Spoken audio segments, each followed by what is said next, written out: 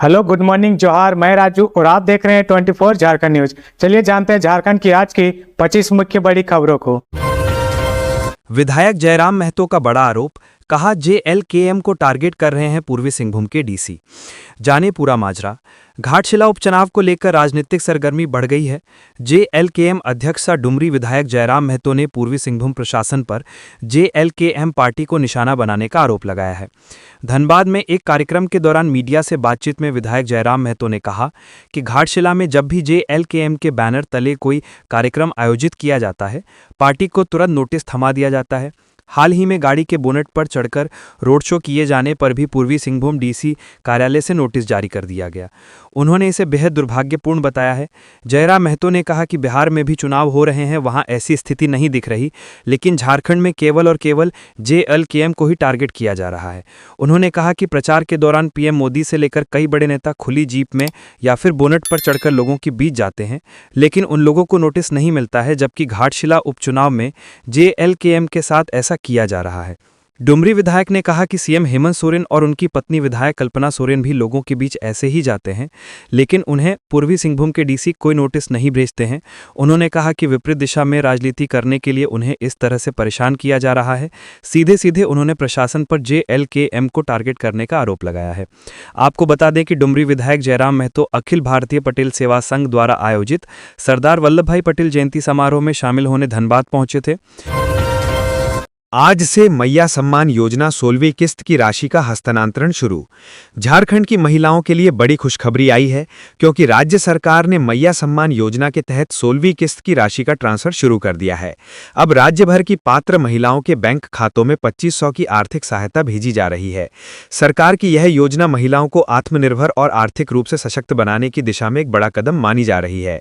राज्य सरकार ने आधिकारिक रूप से घोषणा की है कि 16वीं किस्त का ट्रांसफर 30 अक्टूबर 2025 से शुरू हो चुका है। इस बार भी हजारों लाभार्थी महिलाओं के बैंक खातों में 2500 की राशि पहुंच चुकी है। सरकार ने बताया कि राशि डीबीटी अर्थात डायरेक्ट बेनिफिट ट्रांसफर प्रणाली से भेजी जा रही है, जिससे पूरी प्रक्रिया पारदर्शी और सुरक्षित बनी रहती है। इस योजना के माध्यम से महिलाओं को न सिर्फ आर्थिक सहारा मिलता है, बल्कि उनके आत्मविश्वास में भी वृद्धि होती है। इस 2500 की राशि से वे अपने घर की छोटी छोटी जरूरतें, बच्चों की पढ़ाई और अन्य खर्च पूरे कर सकती हैं। सरकार का मानना है कि इस योजना से ग्रामीण और निम्न वर्ग की महिलाएं आर्थिक रूप से सशक्त होंगी और समाज में अपनी स्थिति मजबूत करेंगी। सीजीएल मेरिट लिस्ट जारी करने पर रोक जारी, 3 नवंबर को भी सुनवाई। सामान्य स्नातक योग्यताधारी संयुक्त प्रतियोगिता सीजीएल 2023 के तहत 21 व 22 सितंबर को ली गई परीक्षा में गड़बड़ियों की सीबीआई जांच के मामले में हाईकोर्ट ने मेरिट लिस्ट जारी करने पर रोक को बरकरार रखते हुए मामले की सुनवाई 3 नवंबर को भी जारी रखा है। शुक्रवार को सुनवाई के दौरान महाधिवक्ता राजीव रंजन ने कोर्ट को बताया कि उक्त परीक्षा में पेपर लीक होने के कोई साक्ष्य नहीं मिले हैं। सीआईडी की जांच में अभी तक किसी तरह के पेपर लीक की बात सामने नहीं आई है। अलग अलग 3 वर्षों के कुछ प्रश्नों की पुनरावृत्ति हुई है। इस पेपर लीक नहीं माना जा सकता है। कुछ गेस क्वेश्चन को पेपर लीक बताया जा रहा है। संतोष मस्ताना नामक व्यक्ति से पूछताछ में गेस क्वेश्चन की बात सामने आई है, लेकिन क्वेश्चन पेपर लीक की कोई बात नहीं है। बता दें कि प्रार्थी प्रकाश कुमार व अन्य की ओर से जनहित याचिका दायर की गई है, जिसमें सीजीएल परीक्षा रद्द करने तथा पूरे मामले की सीबीआई जांच कराने का आग्रह किया गया है। आरोप है कि परीक्षा में पेपर लीक, पेपर का सील खुला होना, बड़ी संख्या में प्रश्नों को रिपीट करने जैसी गड़बड़ी हुई है। सीजीएल परीक्षा 2023 में 3,04,769 अभ्यर्थी शामिल हुए थे। विभिन्न विभागों में 2025 पदों पर चयनित अभ्यर्थियों की नियुक्ति होनी है। अफ्रीका में फंसे 48 मजदूरों की घर वापसी के लिए सीएम हेमंत सोरेन ने लिया संज्ञान, डीसी को दिए ये निर्देश। अफ्रीका के ट्यूनीशिया में झारखंड के हजारीबाग, गिरिडीह और बोकारो जिलों के कई मजदूरों के फंसे होने का मामला सामने आने के बाद मुख्यमंत्री हेमंत सोरेन ने इन प्रवासी मजदूरों की सुरक्षित वापसी और मदद के लिए तत्काल हस्तक्षेप किया है। हेमंत सोरेन ने इस मामले को लेकर शुक्रवार को सोशल मीडिया प्लेटफॉर्म एक्स पर ट्वीट करते हुए संबंधित जिला उपायुक्तों को तुरंत संज्ञान लेने का निर्देश दे दिया है।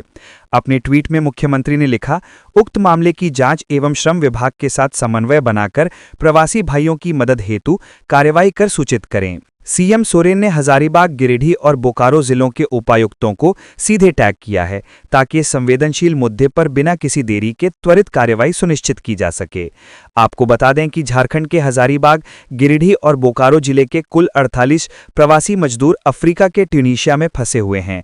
पिछले 3 माह से मजदूरों को कंपनी की ओर से मजदूरी का भुगतान भी नहीं किया जा रहा है।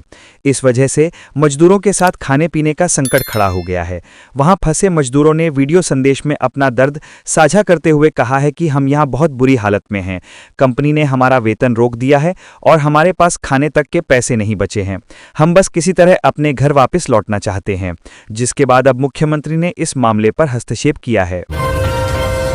विधायक ममता देवी के ससुर के श्राद्ध कर्म में शामिल हुए सीएम हेमंत सोरेन, दिवंगत सरयू महतो को दी श्रद्धांजलि। झारखंड के मुख्यमंत्री हेमंत सोरेन रामगढ़ जिले के दुलमी प्रखंड के होहत गांव पहुंचकर विधायक ममता देवी के दिवंगत ससुर सरयू महतो को दी भावपूर्ण श्रद्धांजलि।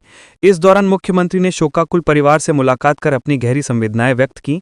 मुख्यमंत्री ने कहा कि जीवन मृत्यु प्रकृति का अटल नियम है, लेकिन अच्छे कर्म और सेवा भाव से ही इंसान समाज में हमेशा याद रखा जाता है। ममता देवी और उनके परिजनों से मिलकर ढाढ़स बंधाया और कहा कि परिवार के इस दुख की घड़ी में पूरा झारखंड आपके साथ खड़ा है। ईश्वर दिवंगत आत्मा को शांति दें और परिवार को इस क्षति को सहने की शक्ति प्रदान करें। वहीं विधानसभा अध्यक्ष रविंद्रनाथ महतो भी विधायक ममता देवी के दिवंगत ससुर को श्रद्धांजलि देने के लिए रामगढ़ पहुंचे थे। इस दौरान उन्होंने मीडिया से बातचीत में कहा कि समाजसेवी और इस इलाके के प्रतिष्ठित व्यक्ति सरयू महतो के निधन के बाद हम सभी श्रद्धांजलि अर्पित करने के लिए उपस्थित हुए हैं। रीति रिवाज के साथ श्राद्धकर्म किया जा रहा है। मुख्यमंत्री के आगमन को लेकर डीसी के साथ की प्रशासनिक अधिकारी, कई स्थानीय जनप्रतिनिधि, पार्टी पदाधिकारी मौजूद रहे। इस दौरान मुख्यमंत्री कुछ देर के लिए ग्रामीणों से भी मिले और उनकी समस्याओं से अवगत हुए। इधर मुख्यमंत्री के आगमन की सूचना के बाद सुरक्षा को लेकर पुख्ता इंतजाम किए गए थे। चप्पे चप्पे पर पुलिस बल की तैनाती की गई थी। कुड़मी समाज को एसटी सूची में शामिल करने की मांग का विरोध, बुंडू में उमड़ा आदिवासी जनसैलाब। रांची जिला के बुंडू में शुक्रवार को संपूर्ण आदिवासी समाज 5 परगना क्षेत्र इकाई के तत्वाधान में विशाल आदिवासी जन आक्रोश महारैली का आयोजन किया गया। रैली की शुरुआत एदिल हाथू मुंडा मैदान से हुई, जो बुंडू टोल गेट से निकलकर नगर क्षेत्र की परिक्रमा करते हुए रांची टाटा राष्ट्रीय मार्ग 33 होते हुए अनुमंडल कार्यालय परिसर के सामने पहुंची, जहां इसका समापन हुआ। इस रैली में हजारों की संख्या में आदिवासी महिला, पुरुष और युवा शामिल हुए। पारंपरिक पोशाक और सरना झंडा के साथ लोग नारे लगाते हुए अपने हक और अस्तित्व की रक्षा की मांग कर रहे थे। रैली में शामिल नेताओं का कहना था कि आदिवासी समाज की अस्मिता, भाषा और संस्कृति पर किसी भी तरह का अतिक्रमण बर्दाश्त नहीं किया जाएगा। इस रैली की अगुवाई प्रमुख आदिवासी नेताओं में प्रेमशाही मुंडा, लक्ष्मीकांत मुंडा, ज्योत्सना किरकेट्टा और कुमुदनी प्रभावती ने किया। नेताओं ने मंच से कहा कि कुड़मी महतो समाज को जनजाति सूची में शामिल करने की मांग पूरी तरह गलत है। इससे आदिवासी समुदाय के अधिकारों पर खतरा पैदा होगा। प्रेमशाही मुंडा ने कहा कि आदिवासी समाज अपनी पहचान और हक की रक्षा के लिए अब पहले से ज्यादा एकजुट है। वहीं ज्योत्सना किरकेट्टा ने अपने संबोधन में कहा कि कुड़मी महतो समाज आदिवासियों के हक को छीनना चाहता है, जिसे किसी भी सूरत में स्वीकार नहीं किया जाएगा। ज्योत्सना किरकेट्टा ने कहा कि 30 अक्टूबर को अड़की से बुंडू आदिवासी जन आक्रोश रैली में शामिल होने आ रहे यात्री वाहन के पलटने से 4 लोगों की मौत हो गई थी। उन्होंने कहा कि वो अपने सोने का चेन बेचकर उन गरीब परिवारों का आर्थिक मदद करेंगे।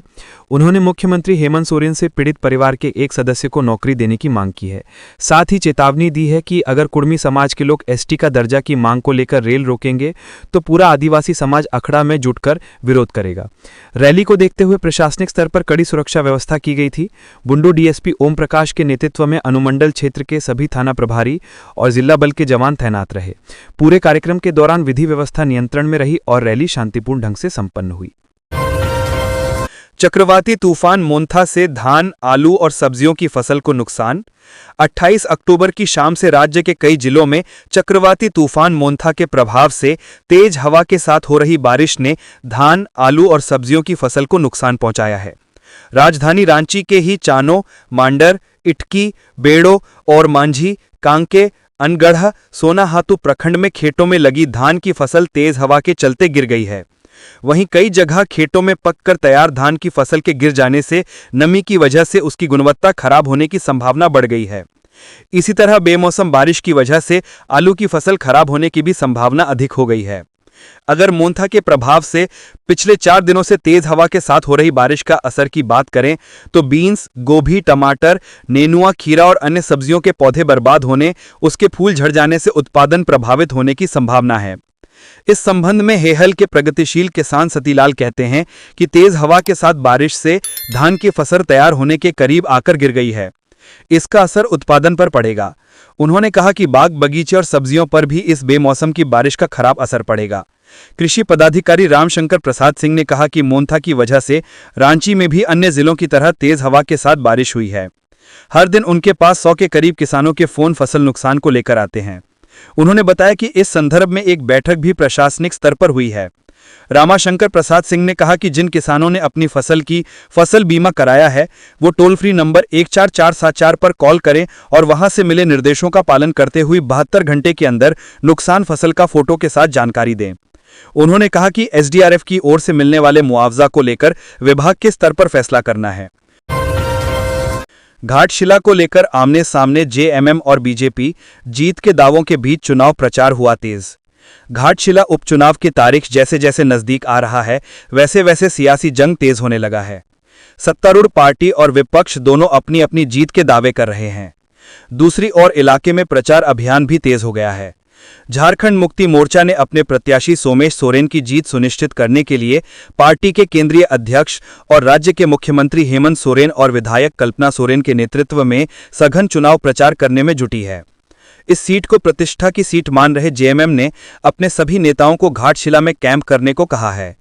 जेएमएम केंद्रीय प्रवक्ता मनोज पांडे की माने तो घाटशिला सीट पर सोमेश सोरेन की जीत दाएं है।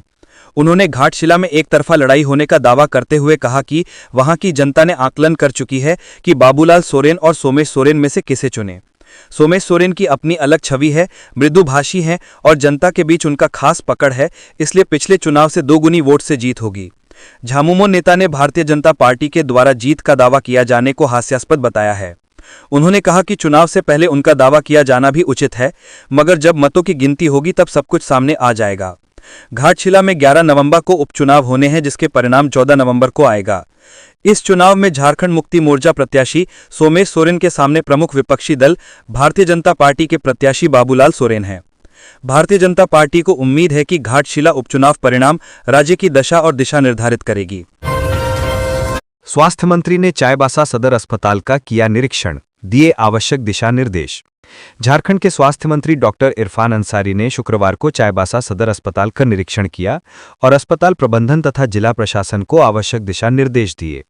हाल ही में थैलेसीमिया पीड़ित बच्चों को संक्रमित रक्त चढ़ाए जाने की घटना पर उन्होंने कहा कि जांच जारी है और 1 माह के भीतर रिपोर्ट प्राप्त हो जाएगी। उन्होंने कहा कि जिम्मेदार व्यक्तियों पर कार्रवाई सुनिश्चित की जाएगी। स्वास्थ्य मंत्री ने कहा कि वर्तमान में चिकित्सकों की कमी को भरने की दिशा में प्रयास जारी हैं और सदर अस्पताल की व्यवस्था में सुधार किया जा रहा है। उन्होंने मामले में सहयोग की अपील करते हुए कहा कि जांच पूरी होने तक प्रतीक्षा करनी चाहिए।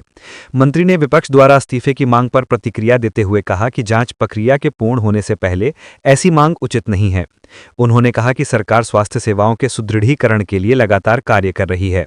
मंत्री ने जिलाधिकारियों से अस्पताल की सेवाओं में सुधार और मरीजों को बेहतर सुविधाएं उपलब्ध कराने को कहा। उन्होंने घटना से संबंधित जांच के लिए पूरी साझेदारी का भरोसा दिया और कहा कि दोषियों पर कार्रवाई से किसी प्रकार की ढिलाई नहीं बरती जाएगी। जमशेदपुर में नशे में धुत स्कॉर्पियो चालक ने 2 को घायल कर खंबे में मारी टक्कर, भीड़ ने की पिटाई। जमशेदपुर के आजाद नगर थाना क्षेत्र के जवाहर नगर रोड नंबर 16 में शुक्रवार देर शाम एक बेकाबू स्कॉर्पियो चालक ने सड़क किनारे खड़े लोगों को टक्कर मार दी। हादसे में 2 लोग घायल हुए हैं। इसके बाद वाहन अनियंत्रित होकर सड़क किनारे लगे बिजली के खंभे से जा टकराया। प्रत्यक्षदर्शियों के अनुसार स्कॉर्पियो तेज रफ्तार से मानगो की ओर से परडीह की दिशा में जा रही थी। इसी दौरान रोड नंबर 16 के पास चालक ने अचानक नियंत्रण खो दिया और सड़क किनारे खड़े 2 युवकों और एक बुजुर्ग को टक्कर मार दी। हादसे के बाद वाहन बिजली के खंभे से टकराते ही रुक गया। इस हादसे में वाहन का आगे का हिस्सा भी बुरी तरह क्षतिग्रस्त हो गया। घटना के बाद मौके पर मौजूद लोगों ने घायलों को अस्पताल भिजवाया। वहीं जब लोगों ने चालक को नशे की हालत में पाया तो उसे गाड़ी से बाहर निकालकर पिटाई कर दी। सूचना मिलते ही टाइगर मोबाइल की टीम मौके पर पहुंची और स्थिति को नियंत्रित किया। पुलिस ने चालक को भीड़ से बचाया और थाने ले गई। पुलिस ने बताया कि चालक पूरी तरह शराब के नशे में था। वाहन को जब्त कर लिया गया है और चालक के खिलाफ शराब पीकर वाहन चलाने, लापरवाही से गाड़ी चलाने और सड़क सड़क दुर्घटना के मामले में एफआईआर दर्ज की जा रही है। स्थानीय लोगों का कहना है कि इस रोड पर रात के समय तेज रफ्तार वाहनों की आवाजाही आम बात है, जिससे दुर्घटनाओं की आशंका बनी रहती है। उन्होंने मांग की है कि इस मार्ग पर पुलिस की गश्त बढ़ाई जाए और स्पीड ब्रेकर लगाए जाएं। वहीं पुलिस ने लोगों से अपील की है कि किसी भी हादसे के बाद कानून अपने हाथ में ना लें, बल्कि तत्काल पुलिस को सूचना दें। जेपीएससी ने जेट के आवेदन की तिथि 17 नवंबर तक बढ़ाई। झारखंड लोक सेवा आयोग ने झारखंड पात्रता परीक्षा जेट के लिए आवेदन की तिथि को फिर बढ़ा दी है। अब जेट के लिए इच्छुक उम्मीदवार 17 नवंबर 2025 की रात 12:15 बजे तक ऑनलाइन आवेदन कर सकेंगे। 18 नवंबर की शाम 5 बजे तक परीक्षा शुल्क जमा कर सकेंगे। साथ ही आवेदन करने वाले उम्मीदवारों के लिए करेक्शन विंडो 19 नवंबर से 21 नवंबर शाम 5 बजे तक खुला रहेगा। मालूम हो कि जेट के लिए आवेदन जमा करने की अंतिम तिथि 30 अक्टूबर तक बढ़ाई गई थी। गुरुवार को यह तिथि भी समाप्त हो गई थी। इधर जेपीएससी ने 384 सहायक प्राध्यापकों को भी प्रमोशन दे दिया है। इनका प्रमोशन काफी दिनों से लटका हुआ था। प्रमोशन मिलने के बाद अब ये स्टेज 1 से स्टेज 2 के प्राध्यापक हो जाएंगे। जिन सहायक प्राध्यापकों को प्रमोशन मिला है उनमें रांची विवि के 127, नीलांबर पीतांबर विवि के 14, विनोबा भावे विवि के 56, डॉक्टर श्यामा प्रसाद मुखर्जी विवि के 25, सिद्धू कान्हू विवि के 94, विनोद बिहारी महतो विवि के 60 सहायक प्राध्यापक शामिल हैं। घटशिला उपचुनाव में पोस्टल बैलेट से मतदान शुरू, 117 वोटर्स ने दिया वोट। घटशिला उपचुनाव को लेकर जिले के उन सरकारी कर्मचारियों जिन्हें निर्वाचन कार्य में लगाया गया है, वे महिला विश्वविद्यालय स्थित फैसिलिटेशन सेंटर पर पोस्टल बैलेट से मतदान कर रहे हैं। 30 अक्टूबर से मतदान शुरू हो चुका है, जिसमें 2 दिनों में 117 मतदाताओं ने पोस्टल बैलेट से अपने मताधिकार का प्रयोग किया। पहले दिन 56 और दूसरे दिन 61 लोगों ने मतदान किया। मतपत्र कोषांग से मिली जानकारी के अनुसार फैसिलिटेशन सेंटर पर 30 अक्टूबर से 31 अक्टूबर, 3 और 4 नवंबर तथा 6 से 8 नवंबर तक सरकारी पदाधिकारी, कर्मचारी, चालक, कंडक्टर, वीडियोग्राफर मतदान करेंगे। आवश्यक सेवा प्रदाता एवीईएस 5 से 11 नवंबर तक और निर्वाची पदाधिकारी घाटशिला के कोषांग में प्रतिनियुक्त पदाधिकारी कर्मी 8 से 10 नवंबर तक पोस्टल बैलेट से मतदान करेंगे। वहीं घाटशिला विधानसभा क्षेत्र के 85 प्लस आयु और कम से कम 40% दिव्यांगता वाले मतदाताओं को पहले चरण में 2 से 7 नवंबर तक और दूसरे चरण में 9 से 10 नवंबर तक होम वोटिंग के माध्यम से पोस्टल बैलेट द्वारा मतदान कराया जाएगा। मतदानकर्मी मतदाताओं के घर जाकर मतदान कराएंगे। सीएम से जेपीएससी सदस्य और बोकारो जिले के वरिष्ठ अधिकारियों ने की मुलाकात। मुख्यमंत्री हेमंत सोरेन से शुक्रवार को कांकेलोड स्थित मुख्यमंत्री आवासीय कार्यालय में झारखंड लोक सेवा आयोग के सदस्य डॉक्टर जमाल अहमद ने मुलाकात की। इस दौरान उन्होंने राज्य के पूर्व मुख्यमंत्री और दिशोम गुरु शिबू सोरेन के संघर्ष एवं जीवन पर आधारित पुस्तक बाबाए झारखंड मुख्यमंत्री को भेंट की। इसी क्रम में बोकारो के उपायुक्त अजय नाथ झा और पुलिस अधीक्षक हरविंदर सिंह ने भी मुख्यमंत्री से भेंट की। अधिकारियों ने मुख्यमंत्री को पीटीपीएस ललपनिया बोकारो में आगामी 4 और 5 नवंबर को आयोजित होने वाले लुगुबुरु घंटाबाड़ी धोरोमगाड़ राजकीय महोत्सव 2025 में मुख्य अतिथि के रूप में शामिल होने का निमंत्रण दिया। मुख्यमंत्री ने आयोजन की तैयारियों की विस्तृत जानकारी ली और अधिकारियों को आवश्यक निर्देश दिए। उन्होंने इस राज्य स्तरीय सांस्कृतिक और आध्यात्मिक महोत्सव की सफलता के लिए शुभकामनाएं भी दीं। रांची के डिबढ़ी में धार्मिक स्थल की दीवार तोड़े जाने पर भारी हंगामा, तनाव के बाद पुलिस बल तैनात। डोरंडा थाना क्षेत्र के डिबढ़ी इलाके में एक धार्मिक स्थल से जुड़ी जमीन पर बनी दीवार को तोड़े जाने के बाद भारी हंगामा खड़ा हो गया। सरना और मिशनरी समुदाय के बीच जमीन के स्वामित्व और धार्मिक स्थल की सीमा को लेकर लंबे समय से चल रहे विवाद ने शुक्रवार को विवाद का रूप ले लिया, जिसके बाद तनावपूर्ण स्थिति उत्पन्न हो गई। स्थानीय सूत्रों के अनुसार डिबढ़ी क्षेत्र में एक विशेष धार्मिक स्थल से सटी एक जमीन को लेकर विवाद वर्षों से चला रहा है। एक पक्ष का दावा है कि यह जमीन उनके धार्मिक स्थल का हिस्सा है, जबकि दूसरा पक्ष इस पर अपना हक जताता है। इसी विवादित स्थल पर बनी एक चहारदीवारी को मिशनरी पक्ष के कुछ लोगों ने गिरा दिया। इस पर सरना समाज के लोगों का कहना है कि यह डिबढ़ी नया टोली का पारंपरिक अखड़ा एवं सरना पूजा स्थल है, जहां 2024 में अधूरी बाउंड्री बनाई गई थी और करम पर्व से पहले इस वर्ष गेट भी लगाया गया था। उनका आरोप है कि एक सुनियोजित तरीके से बाउंड्री तोड़ने की घटना को अंजाम दिया गया। घटना की जानकारी मिलते ही डोरंडा थाना पुलिस बल के साथ मौके पर पहुंची और स्थिति को नियंत्रित किया। प्रशासन ने दोनों पक्षों से शांति बनाए रखने की अपील की है। झारखंड कांग्रेस में अनुशासनात्मक समिति का गठन, डॉक्टर रामेश्वर उरांव अध्यक्ष नियुक्त। अखिल भारतीय कांग्रेस कमेटी ने झारखंड प्रदेश कांग्रेस की अनुशासनात्मक कार्यवाही समिति का गठन कर दिया है। इस प्रस्ताव को कांग्रेस अध्यक्ष ने मंजूरी दे दी है। समिति तत्काल प्रभाव से कार्य करना शुरू करेगी। एआईसीसी के महासचिव केसी वेणुगोपाल द्वारा जारी प्रेस विज्ञप्ति के अनुसार वरिष्ठ नेता डॉक्टर रामेश्वर उरांव को समिति का अध्यक्ष बनाया गया है। समिति में कुल 6 सदस्य शामिल किए गए हैं। कांग्रेस नेतृत्व का कहना है कि यह समिति संगठनात्मक अनुशासन, संगठन को मजबूत करने और पार्टी नीतियों के अनुरूप व्यवहार सुनिश्चित करने की दिशा में महत्वपूर्ण भूमिका निभाएगी। रांची के अपर मुख्य सचिव ने दी चेतावनी, एलिजा टेस्टिंग न होने पर बंद होंगे ब्लड बैंक। राज्य के सभी ब्लड बैंकों की कार्यप्रणाली और निगरानी व्यवस्था पर स्वास्थ्य विभाग ने सख्त रुख अपनाया है। स्वास्थ्य चिकित्सा शिक्षा एवं परिवार कल्याण विभाग के अपर मुख्य सचिव अजय कुमार सिंह ने शुक्रवार को सभी जिलों के सिविल सर्जनों के साथ वीडियो कॉन्फ्रेंसिंग के माध्यम से समीक्षा बैठक की। बैठक में ब्लड बैंकों की कार्यशीलता, जांच प्रणाली और रिन्यूअल स्थिति की विस्तार से समीक्षा की गई। अपर मुख्य सचिव ने स्पष्ट निर्देश दिया कि सभी जिले अपने अपने ब्लड सेंटर्स की जांच रिपोर्ट शनिवार तक विभाग को अनिवार्य रूप से भेजें। रिपोर्ट में सिविल सर्जन की टिप्पणियां भी शामिल होंगी। उन्होंने कहा कि जहां एलिजा जांच की सुविधा नहीं है और टेस्टिंग नहीं हो रही है, वहां की यूनिट्स को तत्काल बंद किया जाएगा। इसके साथ ही जिलों को उपायुक्त के साथ समीक्षा बैठक आयोजित करने को भी कहा गया। बैठक में यह भी तय किया गया कि जिन स्थानों पर ब्लड बैंक नहीं है, वहां ब्लड स्टोरेज यूनिट की मांग भेजी जाए। ड्रग डायरेक्टरेट इसकी क्वालिटी जांच करेगा। केवल वैध रिन्यूअल वाले सेंटर्स में ही ब्लड टेस्टिंग की अनुमति होगी। जरूरत पड़ने पर जांच रिम्स में कराने का विकल्प खुला रहेगा। निजी ब्लड बैंकों की निगरानी भी जिलों को सख्ती से करने के निर्देश दिए गए हैं। जिनका रिन्यूअल लंबित है, वहां टेस्टिंग पर रोक लगाई जाएगी। विभाग ने कहा कि सभी जिलों में रक्तदान शिविर नियमित रूप से आयोजित किए जाएं और अधिकारी स्वयं रक्तदान कर जनता को प्रेरित करें। अंत में सभी जिलों को ई रक्त कोष प्रणाली में आवश्यक आवेदन और डेटा अपडेट करने का निर्देश दिया गया। अपर मुख्य सचिव ने दोहराया कि किसी भी परिस्थिति में मरीजों को रक्त की कमी का सामना न करना पड़े। उन्होंने सभी ब्लड बैंकों को निर्देश दिया कि उपलब्धता के अनुसार मरीजों को समय पर रक्त उपलब्ध कराने में कोई चूक न हो। झारखंड हाईकोर्ट के आदेश पर 332 डीएसपी की पुरानी वरीयता सूची रद्द। जेपीएससी परीक्षा के अंकों के आधार पर नई सूची जारी। झारखंड हाईकोर्ट के महत्वपूर्ण आदेश के बाद 332 डीएसपी का पूर्व में प्रकाशित वरीयता सूचियों को रद्द कर दिया गया है।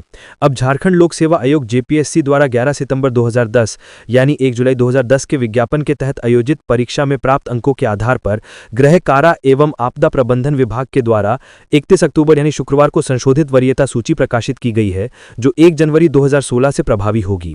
हाईकोर्ट ने अपने आदेश में स्पष्ट निर्देश दिया था कि प्रतिवादी यानी विभाग याचिकाकर्ताओं और प्राइवेट प्रतिवादियों की वरीयता को 11 सितंबर 2010 के विज्ञापन के तहत आयोजित जेपीएससी परीक्षा में प्राप्त अंकों के अनुसार सख्ती से फिर से निर्धारित करें। ये वरीयता सूची उन सभी डीएसपी पर लागू होगी जिनकी नियुक्ति 11 सितंबर 2010 यानी 1 जुलाई 2010 के विज्ञापन के आलोक में हुई थी। इस कदम से डीएसपी की पदोन्नति और अन्य सेवा लाभों पर सीधा असर पड़ेगा, क्योंकि अब उनकी वरीयता जेपीएससी परीक्षा के अंकों के आधार पर स्थापित की जाएगी। झारखंड में 5 जेल अधीक्षकों की पोस्टिंग। चंद्रशेखर प्रसाद सुमन बने हजारीबाग जेल के काराधीक्षक। झारखंड के 5 जेल में जेल अधीक्षक की पोस्टिंग की गई। चंद्रशेखर प्रसाद सुमन को हजारीबाग जेल का काराधीक्षक बनाया गया है। इससे संबंधित अधिसूचना शुक्रवार की देर शाम गृह कार्य एवं आपदा प्रबंधन विभाग के द्वारा जारी कर दी गई है। जारी आदेश में यह कहा गया है कि वैसे काराधीक्षक जिनके स्थान पर किसी अन्य का पदस्थापन हो गया है और उनका पदस्थापन कहीं नहीं किया गया है, वो गृह कारा एवं आपदा प्रबंधन विभाग में योगदान देना सुनिश्चित करेंगे। रांची डीसी ने बुढ़मू प्रखंड सह अंचल कार्यालय का औचक निरीक्षण। रांची के उपायुक्त मंजुनाथ भजंत्री ने शुक्रवार को बुढ़मू प्रखंड सह अंचल कार्यालय का अचानक निरीक्षण किया। इस दौरान अपर समाहर्ता रामनारायण सिंह, अंचल अधिकारी सचिदानंद वर्मा और प्रखंड विकास पदाधिकारी धीरज कुमार भी मौजूद थे। निरीक्षण के दौरान उपायुक्त ने कर्मचारियों की उपस्थिति पंजी देखी और कहा कि सभी कर्मचारी समय पर कार्यालय पहुंचे और अपने काम को ईमानदारी और पारदर्शिता से करें। उन्होंने सख्त चेतावनी दी कि कोई भी कर्मचारी बेवजह आम लोगों को इधर उधर न दौड़ाए। अगर कोई ऐसा करता है तो उसके खिलाफ कड़ी कार्रवाई की जाएगी। उपायुक्त ने यह भी कहा कि भ्रष्टाचार बर्दाश्त नहीं किया जाएगा। अगर कोई कर्मचारी दोषी पाया गया तो उसके खिलाफ सख्त कदम उठाए जाएंगे। निरीक्षण के दौरान उपायुक्त ने आम जिले से भी मुलाकात की और उनकी समस्याओं को ध्यान से सुना। कई मामलों का समाधान मौके पर ही कर दिया गया, जबकि बाकी के लिए अधिकारियों को निर्देश दिए गए। उन्होंने सभी कर्मचारियों से अपील की कि कार्यालय में आने वाले हर व्यक्ति के साथ सम्मानजनक व्यवहार किया जाए और उनकी शिकायतों का समय पर निपटारा हो। बाबूलाल सोरेन की एआई वीडियो वायरल करने के खिलाफ भाजपा ने चुनाव आयोग से की कार्रवाई की मांग। घाटशिला उपचुनाव में आर्टिफिशियल इंटेलिजेंस के दुरुपयोग का मामला सामने आया है। इस संबंध में भाजपा की ओर से इलेक्शन एजेंट ने निर्वाची पदाधिकारी अनुमंडल पदाधिकारी घाटशिला को पत्र लिखकर आपत्ति दर्ज की है और कार्रवाई की मांग की है। पत्र में कहा गया है कि भाजपा प्रत्याशी बाबूलाल सोरेन की छवि को नुकसान पहुंचाने के लिए झामुमो कार्यकर्ताओं द्वारा एआई का अवैध प्रयोग किया जा रहा है।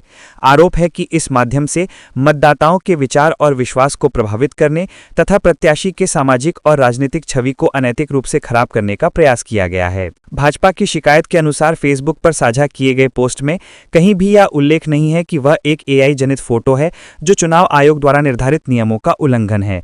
इसी बीच जिला प्रशासन के मीडिया कोषांग ने भारत निर्वाचन आयोग द्वारा जारी दिशा निर्देशों का हवाला देते हुए एआई के उपयोग से संबंधित एक प्रेस रिलीज जारी की है। इसमें कहा गया है कि प्रचार प्रसार में किसी भी एआई जनित या डिजिटली रूप से परिवर्तित तस्वीर, ऑडियो या वीडियो का उपयोग करते समय स्पष्ट रूप से एआई जनरेटेड या सिंथेटिक कंटेंट लिखना अनिवार्य है। यह घोषणा दृश्य सामग्री में कम से कम 10% हिस्से में स्पष्ट रूप से दिखाई देनी चाहिए। वहीं ऑडियो सामग्री के मामले में यह घोषणा प्रारंभिक 10% हिस्से में बोली जानी चाहिए। निर्देशों के अनुसार ऐसी सामग्री में निर्माता या जिम्मेदार संस्था का नाम बताना भी आवश्यक है।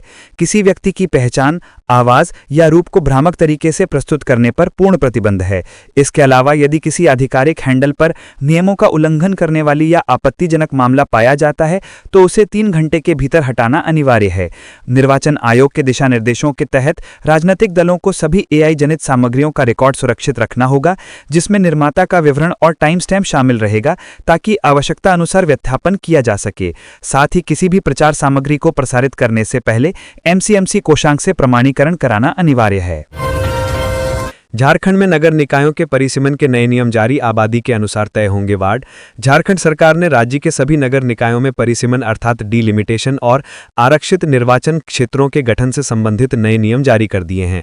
यह अधिसूचना झारखंड नगरपालिका निर्माण एवं चुनाव संचालन नियमावली 2012 के संशोधन के रूप में जारी की गई है। नई व्यवस्था के तहत अब नगर निगम, नगर परिषद और नगर पंचायतों के वार्डों का गठन जनसंख्या के आधार पर किया जाएगा। नगर निगम ख व क के अनुरूप गठन होगा। शेष निकायों में भी जनसंख्या के अनुसार वार्ड का गठन व ओबीसी का आरक्षण तय होगा। इसके पहले एससी एसटी का आरक्षण तय होगा। वार्ड विभाजन के दौरान प्राकृतिक व कृत्रिम सीमाओं तथा वस्तु स्थलों का ध्यान रखा जाएगा। जनसंख्या में समानता बनाए रखने का प्रयास किया जाएगा, हालांकि 5% तक की कमी या वृद्धि स्वीकार्य होगी। विभक्त किए गए वार्डों की कुल संख्या कुल जनसंख्या के आधार पर निर्धारित की जाएगी, अर्थात प्रत्येक 5 लाख जनसंख्या वृद्धि सभी वार्डों में समान रूप से विभक्त होगी। यथा 1,50,000 की जनसंख्या के पश्चात कुल जनसंख्या में 50,000 की वृद्धि के फलस्वरूप कुल जनसंख्या 1,50,000 प्लस 50,000 कुल 2 लाख होने पर उस नगर निगम क्षेत्र में एक अतिरिक्त 35 प्लस 1 36 वार्ड का गठन होगा तथा इसके बाद प्रत्येक वार्ड की जनसंख्या 20 लाख प्लस 36 कुल 6944 होनी चाहिए। वार्डों की प्राकृतिक कृत्रिम चिन्हों वस्तु स्थलों के आलोक में विभक्त करने के क्रम में यथासंभव कंडिका 1 एवं 2 के अनुसार जनसंख्या की समरूपता बनाए रखने का प्रयास किया जाना चाहिए, लेकिन अगर ऐसा संभव न हो तो 5% की कमी अनुमान्य होगा। गया पुल अंडरपास निर्माण में अड़चन, कांग्रेस ने केंद्र पर साधा निशाना। कोयलांचल के लोग लंबे समय से जाम की समस्या झेल रहे हैं, लेकिन ऐसा लगता है जैसे अभी भी लोगों को जाम से निजात नहीं मिलने वाला है, क्योंकि गया पुल अंडरपास के निर्माण में फिर एक बार अड़चन आ गई है। गया पुल अंडरपास के निर्माण को लेकर जिस एजेंसी को वर्क ऑर्डर तो मिल गया है, लेकिन निर्माण के लिए एनओसी नहीं मिल पाया है। 30 करोड़ 50 लाख की लागत से नया गया पुल अंडरपास की स्वीकृति मिल गई है। वर्तमान में गया पुल अंडरपास से 14.9 मीटर की दूरी पर नया अंडरपास बनना है। जिला प्रशासन के द्वारा निर्माण कार्य को लेकर सभी प्रक्रिया को पूरा कर लिया गया है। जिला प्रशासन, रेलवे संयुक्त निरीक्षण भी इसे लेकर कई बार की थी। आरसीडी, जिला प्रशासन, रेलवे इसे लेकर बैठक कर निर्माण जल्द शुरू कराने पर चर्चा की, लेकिन आरसीडी के डिजाइन पर रेलवे ने सवाल खड़ा कर दिया है, जिससे इसकी स्वीकृति एनओसी पर संशय की स्थिति बन गई है। वहीं इसे लेकर कांग्रेस केंद्र सरकार व रेलवे को जिम्मेदार बता रहे हैं। बार बार रेलवे द्वारा निर्माण कार्य में रुकावट डालने का आरोप लगा केंद्र सरकार स्थानीय सांसद ढुल्लू महतो पर हमला कर रहे हैं। डीसी आदित्य रंजन ने कहा कि गया पुल अंडरपास में हर दिन जाम होती थी, वैकल्पिक व्यवस्था कर दिया गया है, अब जाम नहीं लग रही है। लेकिन जाम के समाधान के लिए नए अंडरपास का निर्माण जरूर है, पर टेक्निकल समस्या आ गई है। जिस स्थान पर रेलवे के 2 डिवीजन एफसीआई, निगम, आरसीडी की जमीन है, सभी से एनओसी एजेंसी को देना है। वर्क ऑर्डर एजेंसी को मिल गया है। सभी टेक्निकल समस्या को दूर जल्द कर दिया जाएगा। वहीं धनबाद सांसद ढुल्लू महतो ने कहा कि हर हाल में नए गया पुल अंडरपास का निर्माण होगा, जल्द इसे शुरू कराया जाएगा। इसको लेकर रेल मंत्री से मिलकर जो भी तकनीकी अड़चन है उसे ठीक करेंगे। देवघर जिला पुलिस की जोखिम यात्रा, जाने पूरा माजरा। झारखंड जिसे पहाड़ और जंगलों की धरती कहा जाता है, वहां आज भी कई इलाके विकास से कोसों दूर हैं। लेकिन जब बात आती है पुलिस व्यवस्था की, तो हालात और भी चौंकाने वाले हैं। देवघर जैसे धार्मिक और रणनीतिक जिले में पुलिस जिस गाड़ियों पर सवार है, उसे देखकर कोई भी कह देगा ये सुरक्षा नहीं, जोखिम यात्रा है। झारखंड के कई जिले भले ही अब नक्सल मुक्त हो गए हों, लेकिन संथाल परगना क्षेत्र में आज भी नक्सली गतिविधियों की सुगबुगाहट सुनी जा सकती है। इसी क्षेत्र के देवघर जिला में पुलिस जिस गाड़ियों पर अपराधियों का पीछा करती है, वे गाड़ियां खुद किसी भी वक्त दम तोड़ सकती हैं। तस्वीरों में दिख रही पुलिस जीप हर दिन सिपाहियों और एएसआई स्तर के अधिकारियों को लेकर सड़कों पर दौड़ती है, मगर ये दौड़ किसी भी पल रुक सकती है, क्योंकि गाड़ी की हालत ऐसी कि ब्रेक भी कभी जवाब दे दे और इंजन भी कभी साथ छोड़ दे। एक सिपाही ने ऑफ कैमरा कहा कि कभी कभी लगता है कि हम अपराधी नहीं, अपनी गाड़ी से ही लड़ाई लड़ रहे हैं। वहीं कई ड्राइवर ने ऑफ कैमरा कहा कि उनकी तरफ से अपने वरिष्ठ अधिकारियों को कई बार इसकी शिकायत की गई है। ये बताया गया है कि सड़क पर गाड़ी चलाने से कई बार हादसे की संभावना बनी रहती है। वरिष्ठ अधिकारियों की तरफ से आश्वासन तो मिला है, लेकिन अब तक उस पर कोई कार्रवाई नहीं हुई है। पूरा देवघर जिला इस वक्त 212 गाड़ियों, जीप और बाइक पर टिका है। इनमें से ज्यादातर को या तो रिपेयरिंग की जरूरत है या खुद किसी चमत्कार से चल रही है। पुलिस मेंस एसोसिएशन के नेता मुकेश मिश्रा बताते हैं कि यूनियन ने नए वाहनों की मांग रखी है और जिला पुलिस मुख्यालय से 30 से 35 नई गाड़ियों के जल्द आने का भरोसा मिला है। इस गंभीर मसले को लेकर देवघर एसपी सौरभ कुमार ने भी माना कि हालात चिंताजनक हैं। उनका कहना है कि पुरानी गाड़ियों को रिपेयर कराया जाएगा और कुछ महत्वपूर्ण थानों को नई गाड़ियां दी जाएंगी। राज्य स्थापना दिवस की तैयारी, गृह सचिव के नेतृत्व में उच्च अधिकारियों ने किया स्थल का निरीक्षण। राज्य स्थापना दिवस के मौके पर होने वाले राजकीय समारोह को लेकर प्रशासनिक स्तर पर तैयारियां शुरू हो गई है। आज शुक्रवार को राज्य के गृह सचिव वंदना दादेल ने मोरहाबादी मैदान में 15 नवंबर को राज्य स्थापन दिवस के अवसर पर होने वाले समारोह की तैयारियों का जायजा लिया। इस मौके पर उन्होंने कहा कि राज्य सरकार ने इस वर्ष 15 नवंबर को राज्य स्थापना दिवस को वृहद पैमाने पर मनाने का निर्णय लिया है। ये आयोजन झारखंड की गौरवशाली विरासत, संस्कृति एवं विकास यात्रा का प्रतीक होगा। इसे भव्य एवं यादगार बनाने को ध्यान में रखकर सभी तैयारियां की जा रही हैं। इस वर्ष 2025 को राज्य गठन के 25 वर्ष पूरे हो रहे हैं। इस अवसर पर 11 नवंबर से ही सभी जिलों, प्रखंडों, पंचायतों, स्कूलों, कॉलेजों में विभिन्न तरह के कार्यक्रम आयोजित किए जाएंगे। उन्होंने कहा कि 15 नवंबर को स्थापना दिवस के अवसर पर विभिन्न कल्याणकारी योजनाओं का शिलान्यास, उद्घाटन किया जाएगा। गृह सचिव वंदना दादेल ने राज्य स्थापना दिवस पर मोरहाबादी मैदान में होने वाले कार्यक्रम को लेकर पदाधिकारियों को निर्देश देते हुए कहा कि समारोह से जुड़ी सभी तैयारियां समयबद्ध एवं सुनियोजित तरीके से पूरी की जाएं। कार्यक्रम को लेकर मंच व्यवस्था, सुरक्षा, यातायात प्रबंधन, स्वच्छता, विद्युत व्यवस्था, अतिथि सत्कार, सांस्कृतिक कार्यक्रम, प्रदर्शनी, पार्किंग एवं आपातकालीन प्रबंधन आदि के लिए प्रत्येक पदाधिकारी अपने उत्तरदायित्व का निर्वहन पूर्ण निष्ठा एवं दक्षता से करेंगे तथा किसी भी प्रकार की कोताही बर्दाश्त नहीं की जाएगी। उन्होंने कहा कि मुख्य कार्यक्रम के लिए मंच निर्माण, बैठने की व्यवस्था, सुरक्षा घेराबंदी, प्रवेश निकास द्वार, स्वागत कक्ष, मीडिया सेंटर, चिकित्सा व्यवस्था एवं अन्य सुविधाओं को लेकर कई महत्वपूर्ण निर्देश दिए गए हैं। निरीक्षण के दौरान वाणिज्य कर सचिव अमिताभ कौशल, कल्याण सचिव कृपानंद झा, खान निदेशक राहुल कुमार सिन्हा, आदिवासी कल्याण आयुक्त कुलदीप चौधरी, विशेष सचिव सह निदेशक आईपीआरडी राजीव लोचन बख्शी सहित रांची जिला प्रशासन के अन्य सभी वरीय पदाधिकारीगण उपस्थित रहे। अति पिछड़ों को गोलबंद कर सरकार पर दबाव बनाने में जुटा प्रदेश वैश्य मोर्चा।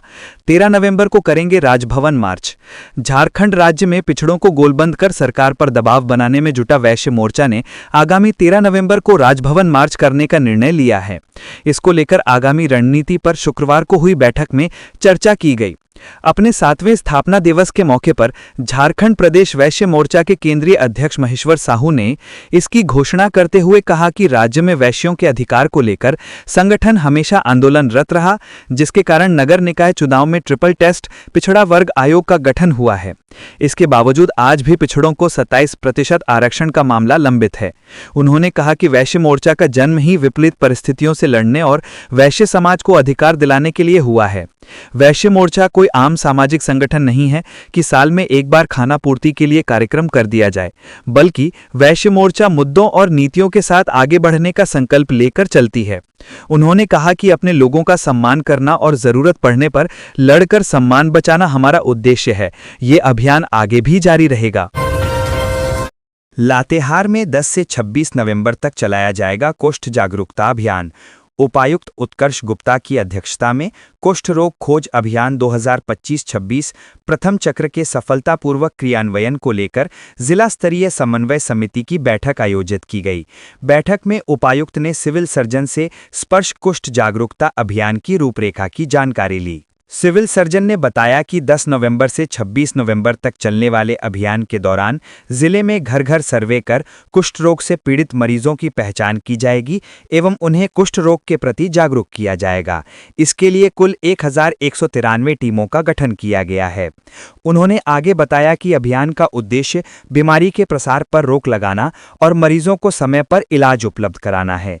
बैठक में उपायुक्त ने संबंधित पदाधिकारियों को निर्देश दिया कि जिले में कुष्ठ रोग के संभावित मरीजों की पहचान एवं उपचार सुनिश्चित करने के लिए अभियान को पूरी गंभीरता एवं संवेदनशीलता के साथ संचालित किया जाए। उन्होंने कहा कि समाज के अंतिम व्यक्ति तक स्वास्थ्य सेवाएं पहुंचाना प्रशासन की प्राथमिकता है। प्रत्येक स्वास्थ्य कर्मी व संबंधित विभागीय कर्मी जिम्मेदारी के साथ इस अभियान में भाग लें। उपायुक्त ने गांव स्तर पर ग्राम गोष्ठी का आयोजन करने, आंगनबाड़ी, स्कूलों व स्वास्थ्य केंद्रों में शपथ दिलाने एवं कुष्ठ रोग के प्रति लोगों को जागरूक करने का निर्देश दिया।